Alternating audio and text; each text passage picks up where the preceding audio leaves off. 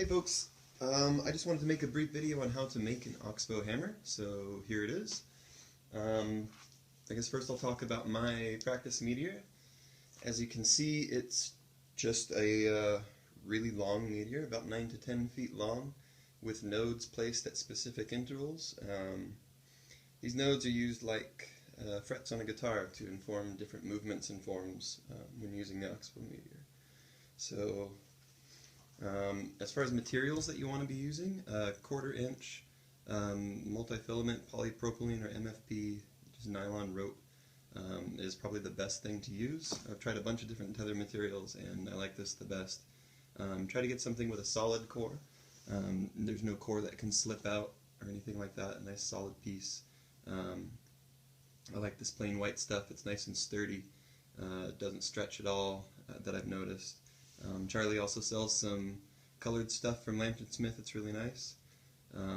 He also sells these node pills, which make the whole construction process of the meteor a lot easier. Instead of having to tie the knots like I'm going to show you later on, you can simply slide them into place and set the screw. It will chew up your rope a little bit, but it's really not a big issue once you've set them in place and the rope has stopped stretching. Yeah. So as far as the heads, it's important to balance the weight of the heads with the size of the tether. And so for 1/4 inch polypropylene rope, you'll want to use something around 170 grams at the lightest to up to maybe 250 gram heads at the heaviest. If you used too fat of a rope with too light of a head, the hammer will end up feeling squishy, it'll be hard to control the planes, and it'll be hard to kind of make sense of what's going on. So 1/4 inch rope with around 200 gram head seems to work really well. You can use whatever you want for the heads, really.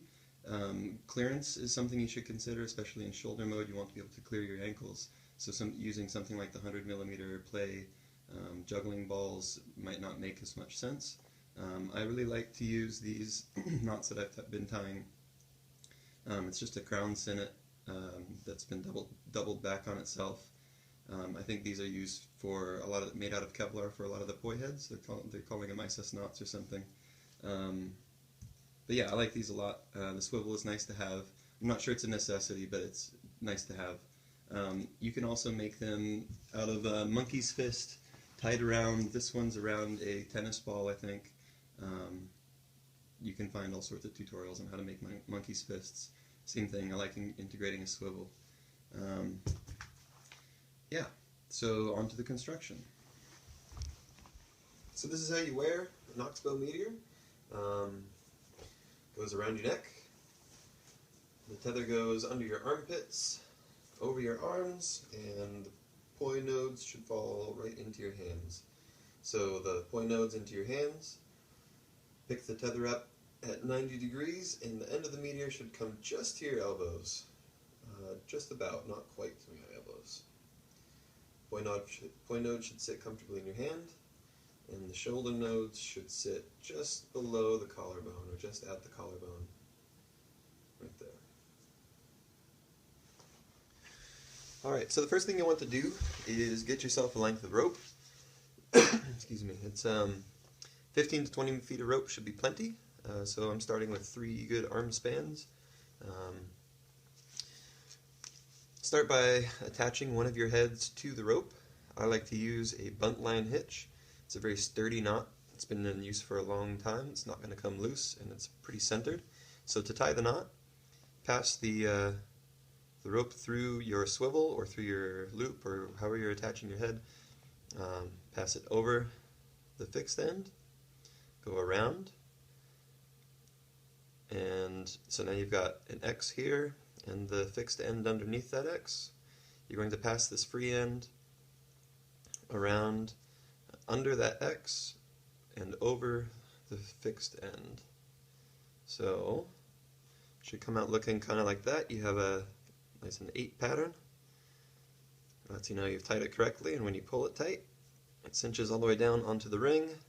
A nice centered exit point and a nice sturdy knot. So the first knot you want to have tied, or the first node, is going to be your poi node, and you want it to fall into your hand. And when you hold the meteor up, you want the end of the meteor to rest just above the end of your elbow, like that. I hope you can see that. So if you're holding the point knot, and you pinch it, and you bring your arm up at a 90, the meteor should just come just before your elbow. So I'm going to find that point here with this meteor,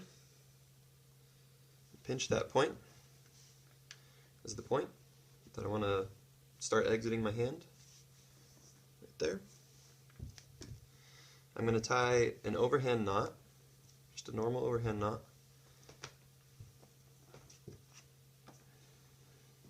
Okay, but before I cinch it down, I'm going to pass an extra 4 turns through that overhand knot. So there's 1, there's 2, there's 3, there's 4. So now as I work the slack out of this knot, once you get it to out here, be gentle with it. It should start to come together like that. It's a nice constrictor knot, or that's not a constrictor knot, I'm sorry. It's an overhand knot with a few extra passes. So don't tighten it all the way down, because this knot is hard to adjust once it's tightened. But see, I've still got that point pinched here. I'm going to adjust the knot down to that point. So I'm going to take the knot, work the slack all the way down to that point, work the slack out of the knot, all the way around the knot, all the way around the knot, all 4 turns, 5 turns now I guess. That, out the other end. Let's see how that feels. Looks pretty good. As that knot gets snug, it's probably going to tighten down a little bit more, and there's probably going to be a little more slack coming out of it, so I'm going to actually work just a little bit more slack out of there. You'll get a sense for the fine-tuning of where to place these nodes as you start practicing with the meteor and feeling how entering and exiting the different modes feels, shoulder mode, elbow mode, poi mode, all those. And you'll be able to adjust these knots later on as well. It just takes a little bit of elbow grease. I like to use a little pair of pliers to help myself work the slack out once these are cinched down. So anyway, we have our poi knot, our first poi knot. Looks like it's in a pretty good spot. And so now we need our shoulder knot. Okay, so to make the shoulder knot, we're going to wear the rope as if it were a completed Oxbow Meteor, and hold the poi knot in your hand, a nice comfortable spot. Make sure that length is good. That looks alright. And so I think I'd like my shoulder knot to sit right about here. It's just below my collarbone.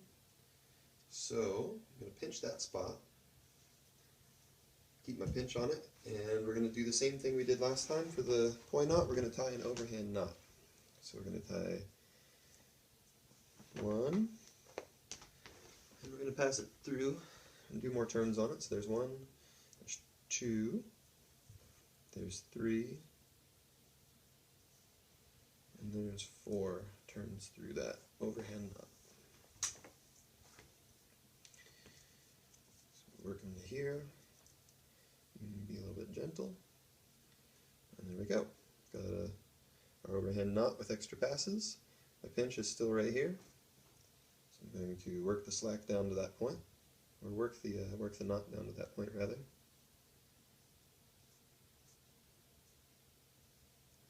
So I got them about there, and then work that slack around the knot. Each of the turns. Each turn.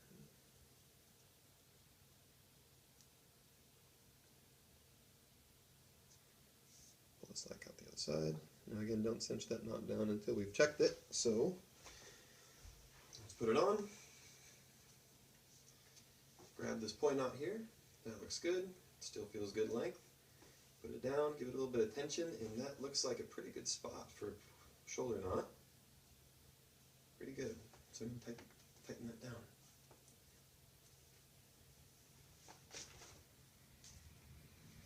Perfect.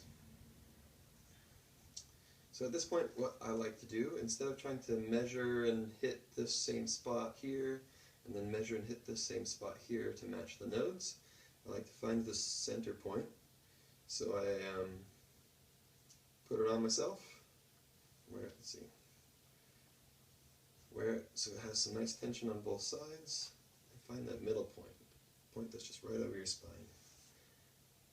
Pinch it, and I've got a little twist, or I've got a zip tie here, but you can use a twist tie or whatever, piece of string, even a mark. You can use a mark in any of these cases. That I'm pinching and folding instead of using a marker to mark my rope, because I just don't like having extra marks and stuff on my toys. So you feel free to use a Sharpie or something to mark these spots instead of doing these weird fold and pinch tricks that I'm doing. And yeah, so now it should be easy. It's the same process. Tie an overhand knot with a few extra passes and adjust the knot to match positioning for both of these knots. So I'm going to do that. Okay, so I've tied the other two overhand knots and I've matched them up pretty darn close, I'd say. And once you start doing this, you'll get a sense for how much patience and just elbow grease it takes to get these cinched down and in the right place. It can be a little bit frustrating at first. Just keep at it. It takes some patience. But anyway, we're ready to attach our second head. We're going to do it the same way we attached our first head, with that same buntline hitch knot.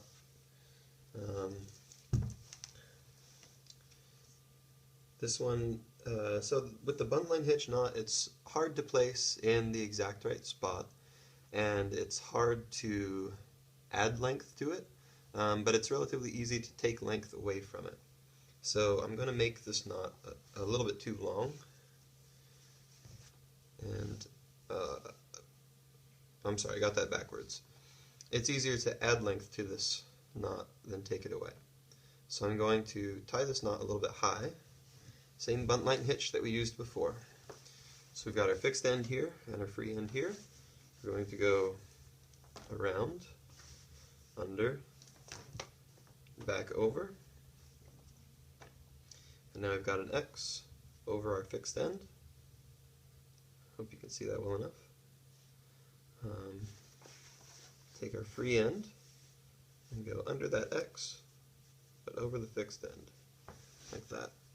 And again, our knot should make that nice 8 shape, like that.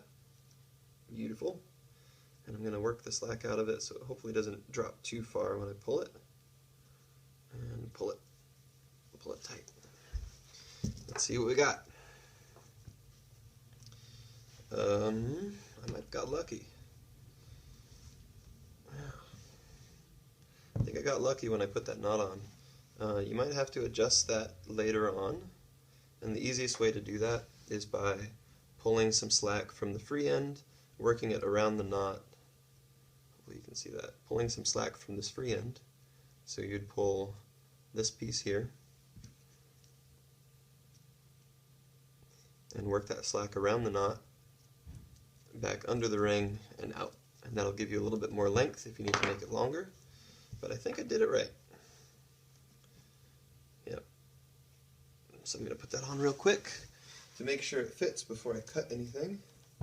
Oh, I have to cut the zip tie too. Cut the zip tie.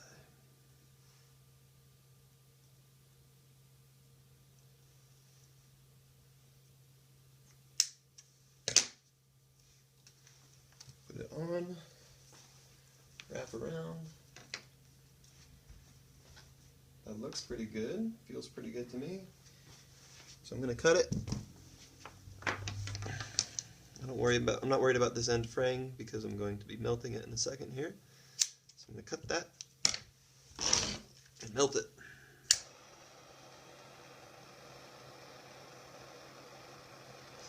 I like giving it a lot of melt and then smashing it. But I'll do more.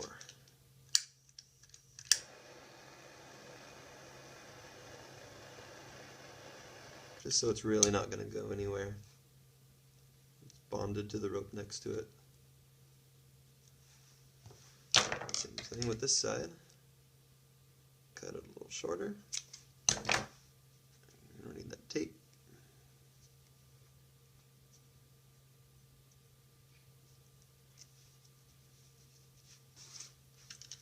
Melt.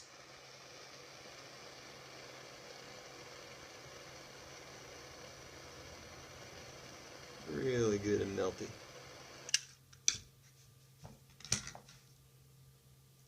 Smash it in there.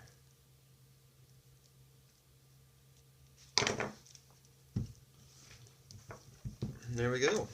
Completed Oxbow hammer.